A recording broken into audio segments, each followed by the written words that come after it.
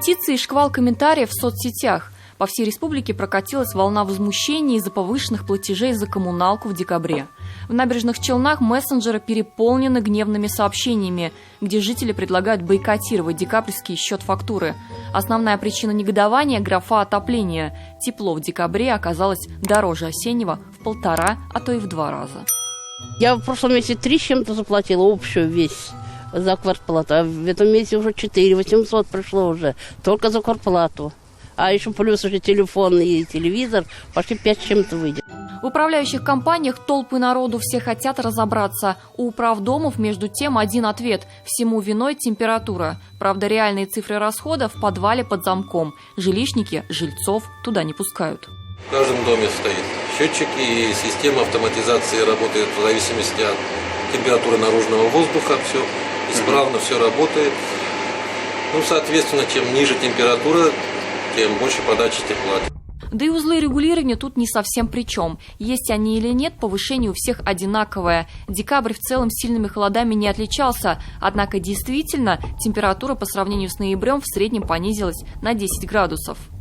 1 градус тепла стоит 2 рубля 30 копеек за 1 квадратный метр. Понижение на 10 – 23 рубля за квадратный метр. Исходя из этого, отопление в квартире, допустим, в 50 квадратных метров, должно повыситься на 1150 рублей. Откуда тогда берутся все эти цифры? На жалобы отреагировала прокуратура Татарстана. По поручению главы ведомства Ильдуса Нафикова началась проверка по возможному завышению. Прокуратура Татарстана организовала проверку сообщений жителей Казани и Набережных Челнов, которые пожаловались на повышение платы за жилищно-коммунальные услуги. Надзорное ведомство проверит законность и обоснованность начислений. А вот в Минстрое срочно организовали брифинг, но ничего нового так и не сказали. Декабрь у нас средняя температура в декабре 2020 года составила чуть более 10 градусов. Если сравнивать с декабрем 2019 года, то температура была минус 4,5 градуса. А это уже Заинск, шедевры эпистолярного жанра, технический сбой приборов учета. Вот так очень удобно выходит из строя графа отопления. Люди выходят из строя, не готовы больше терпеть. В Казани все та же история под тем же углом. Нет, оно не крутится. Оно будет крутиться, если я запущу в квартире движок. Оно не крутится, потому что там выключено. Но тепло здесь идет, я его не перекрыла, и оно у меня там туда не пойдет. И оно не пойдет по-любому, оно будет просто идти по соседям, туда-сюда, 0. Я даже, когда ухожу, я все выключаю, кроме холодильника. Я не хочу судиться с соседями, но под указку управляющей компании я не живу. Но это не помогло. Отопление на нуле не обнулило счет. Там вполне реальные цифры. Как считает Луиза, завышенные в 2 раза. Зачем нужен прибор учета, который не учитывает показания? По этой груди бумаг можно догадаться. Она провела собственную аналитику. Потребление квартиры и цена за это потребление не совпадают. Я оплатила 7 тысяч в целом. Но мне сказали смотреть на эту графу, но видите, они выставляют сюда. Я не могу понять 14-я графа, что это вообще за графа.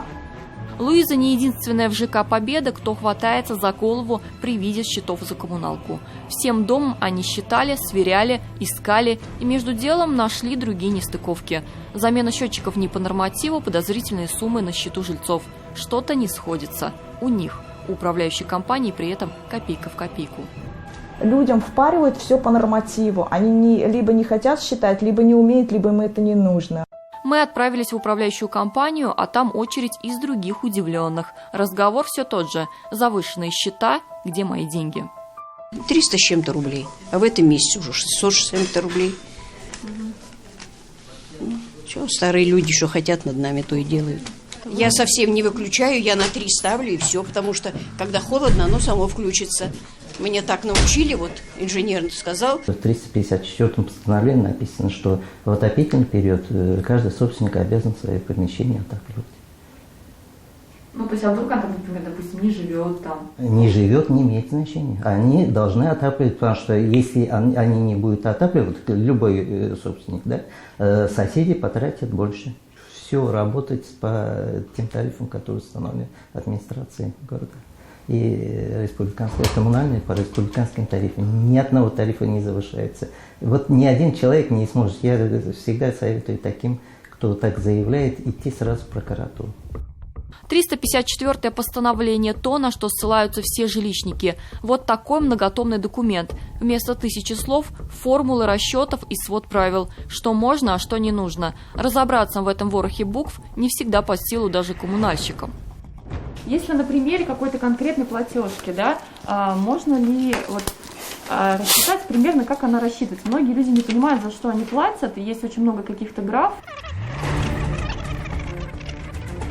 С первой графой более или менее ясно. Это так называемая коммунальная. Счет за электричество, воду, канализацию, мусор. С этими позициями особо не намухлюешь. У многих в квартирах счетчики, если, конечно, вы сверяете показания. А вот с графой отопления, кстати, самой дорогой в списке, ой, как все непросто. Вы не знаете, сколько платит за тепло сосед справа, слева. Вычислить числовое потребление именно своей квартиры можно, если только сложить все соседние. Вот и появляются приписки. Никто ведь считать не будет. В случае чего всегда можно списать на техническую ошибку. Именно так случилось в истории жительницы Казани, которая получила счет за декабрь в размере 31 тысячи рублей. Как оказалось позже, управляющая компания «Уютный дом» повесила на женщину чужие долги. У каждого собственника есть свой лицевой счет, есть оплата, счет, фактура, и у нас не распределяют долги на других собственников. Это незаконно, это является мошенничеством со стороны управляющей компании. Бывают случаи, когда общее имущество дома увеличено в несколько раз. На бумаге, к слову, 500 квадратных метров, на деле всего 200.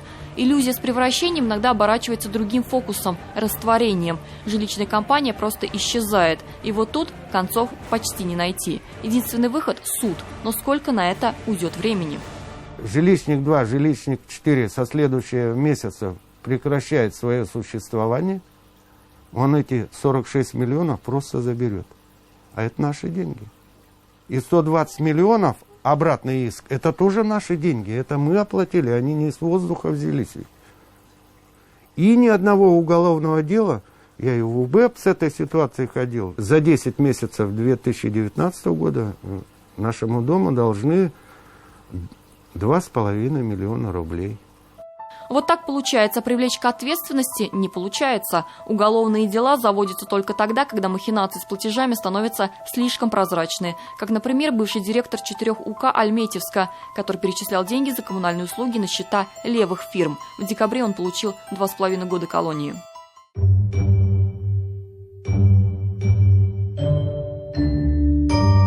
Нарушениями, конечно, можно и нужно делиться с жилищной инспекцией. Там говорят, жалоб и заявок приходит очень много, но откровенных махинаций чиновники, безусловно, не признают. Говорят, это очень сложно, слишком уж много перед кем коммунальным службам приходится отчитываться. Между управляющей компанией и ресурсоснабжающей компанией ежемесячно подписывается акт сверки, да? Сколько тепла было получено этим домом.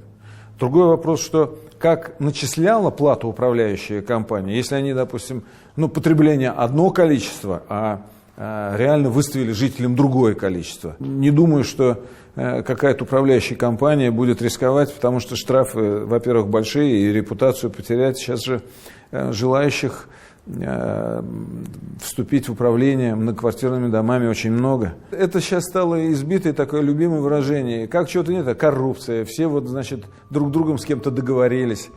На проблему обратил внимание президент республики на совещании в субботу. Он распорядился разобраться в каждом обращении и организовать горячую линию для граждан, чтобы всем все было разъяснено. Внимательно разберите каждое обращение. Если в расчетах есть какие-то ошибки, оперативно исправить. Но самое главное – провести необходимую разъяснительную работу. Совместно с теплоснабжающими организациями по каждому факту должны оперативно отреагировать. А вот если вам не удалось договориться со своей управляющей компанией, то здесь можно только одно – писать. В жилинспекцию, Центр общественного контроля, исполком и в прокуратуру. Последняя инстанция – суд, где вам придется делать экспертизу, естественно, за свой счет. Так и получается, за всеми надо ходить, нудеть, пересчитывать. И все это за наши с вами деньги. Диляра Исупова, Андрей Мохов, 7 дней. Все выпуски программы «7 дней» смотрите на YouTube-канале ТНВ.